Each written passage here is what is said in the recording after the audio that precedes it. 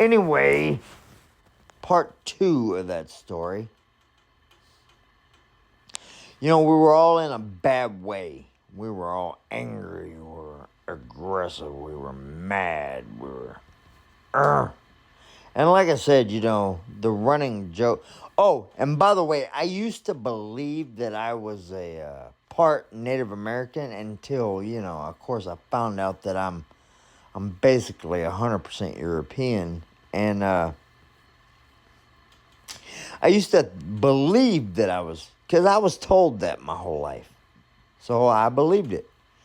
And my brother used to, he's a black man. One of his favorite jokes was to go, "Hey, you ho, you, hey, you ho." You. I mean, who comes up with that shit, man? That's just funny. You know what I mean? And we never had like a racial experience where we all got together and was like, you know what, that motherfucker's racist, and like we just we always made jokes about it, like racism was funny. And I grew up with black people. Like all my friends were black. Like I had almost no white friends. I mean, I had like maybe 5 that I can count on my hands. But like everybody else was black dudes and or black chicks or mamas and aunties. And anyway, like I grew up in a non-white environment, but yet at the same time, man, we had jokes. I mean, and like racial jokes, like some pretty attacking jokes. Like I'm gonna try not to. I'm gonna try not to go into them because we had some pretty offensive fucking jokes, man, and they'd be, I mean, anti-white, anti-black, anti-Native American, anti-American. It did not matter. Like anybody, nobody was off. It did not matter, man. I remember one time we were rolling down the street. We were all pissed the fuck off, man. Madder than hell. And like I said, my mother had one leg, right? I think we were like 16, 17. And we were mad as hell. And we started rolling down the street. And we get to the corner of the street on 40th and Kelly Highway. There's a substation, and anyway, like old pet whatever, and right next door, beside us on the left, on the street actually was a White House. I think Brian Dugan may have actually lived there, but anyway, we we rolled up, man, and we were in the car, and we're all mad as hell. I mean, mad as hell about something. I don't even remember what it was, It was that insignificant, but it was enough to piss the whole crew off. But we pulled up to the stop sign at the end of the street, and we all looked left, and there was a guy with no shirt on crutches, in a pair of jeans, with one leg rolled all the way up. He's missing a leg, obviously. And, and for whatever reason, that shit cracked us all the fuck up. Like, it was the funniest goddamn thing that we had ever seen in our motherfucking lives. And it wasn't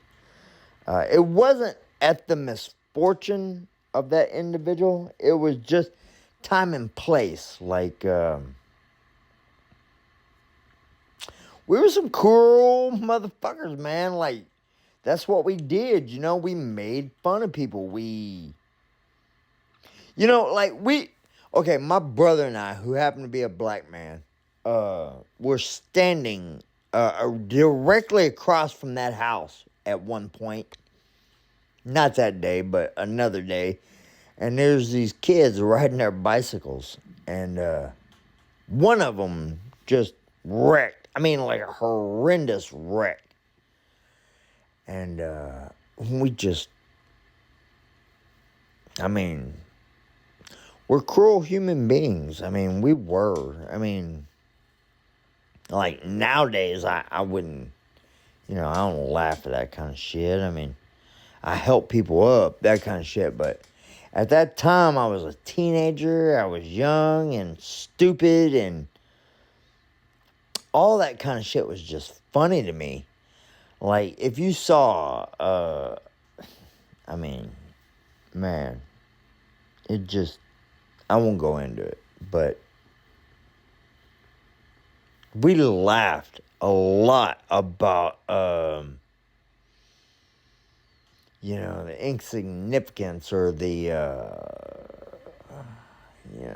humor of other people. Like, not in a cruel way. It was never meant to be cruel. It was just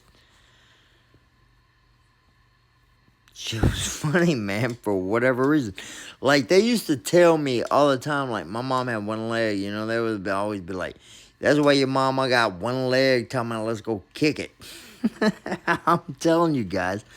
I mean, like, that shouldn't be funny. You should be mad about it and want to fight. But in all honesty, my mom did always have one leg, talking about let's go kick. I mean, shit was funny. It was just funny. There was no way around it. There was,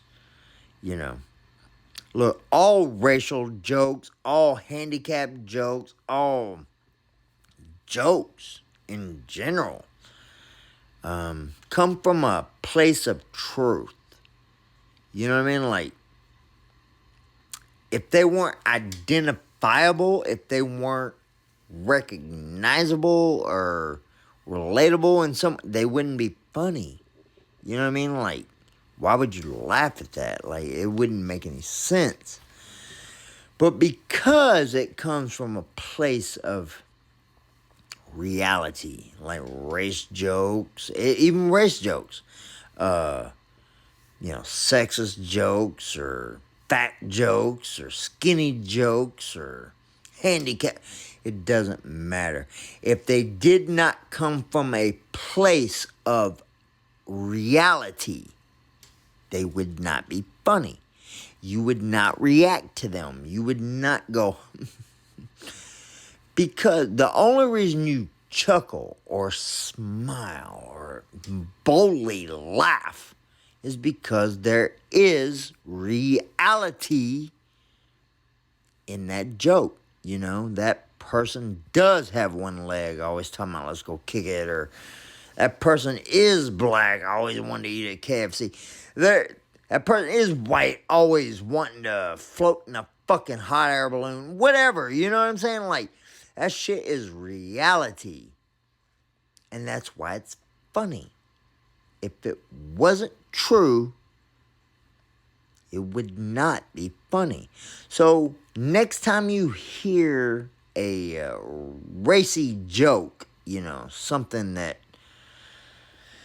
might offend you or you might, not agree with, try to relate to it a little bit. Listen to the words and then think about it. And then look at the audience who is, going off. And then look at who told the joke. I mean, it's not always a old racist white dude who tells that joke. You know what I mean? It's sometimes a whole racist black dude. I mean, a funny joke is a funny fucking joke. Period. It don't matter race, handicap, nothing. If it's funny, it's based in truth in some way. And if it wasn't, you would not identify to the point that you laughed at it. You know what I mean? Like Matt Rife with his abuse. It was only funny because it's fucking true. You know what I'm saying? Like, if it wasn't true, it wouldn't be funny. And nobody would laugh. Just saying. Peace.